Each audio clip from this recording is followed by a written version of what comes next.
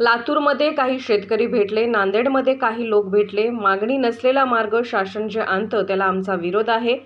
उद्धव ठाकरे हे देशाचे, राज्याचे नेते आहेत. शासन या सर्व गोष्टी घडवत आहे का याची आम्हाला शंका आहे.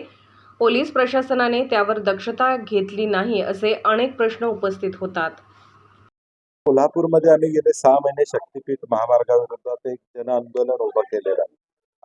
काल लातूरमध्ये काही शेतकरी मला भेटले, नांदेडमध्ये काही लोक त्या ठिकाणी भेटलेले आहेत आणि म्हणून मला वाटतं याच्या मागणी नसलेला मार्ग शासन जे राखतंय त्याला आमचा विरोध असणार. काल ठाण्यामध्ये माजी मुख्यमंत्री उद्धव ठाकरे यांची सभा पार पडली. त्या सभेच्या ठिकाणी मला वाटतं उद्धव ठाकरे साहेब हे राज्याचे नेते आहेत, देशाचे नेते आहेत, शिवसेनेचे प्रमुख आहेत.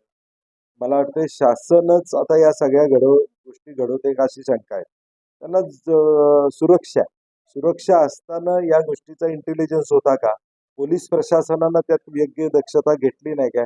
असे अनेक प्रश्न उपस्थित होतात आणि मला वाटतं शासन पुरस्कृत या सगळ्या गोष्टी होत आहेत असं आमचं मत आहे. मुख्यमंत्री लाडकी बहीण योजना ही सध्या सरकारने सुरू केली आहे. मला वाटतं अनेक प्रश्न या राज्यातले 75,000ची नोकर भरती महत्वाचे, सोयाबीनचे भाव त्या ठिकाणी पडलेले आहेत, शेतकरी त्या ठिकाणी अडचणीत आहे. मला वाटतं हे देखील सरकारनं याकडे लक्ष द्यावं असं आमच्या अपेक्षा.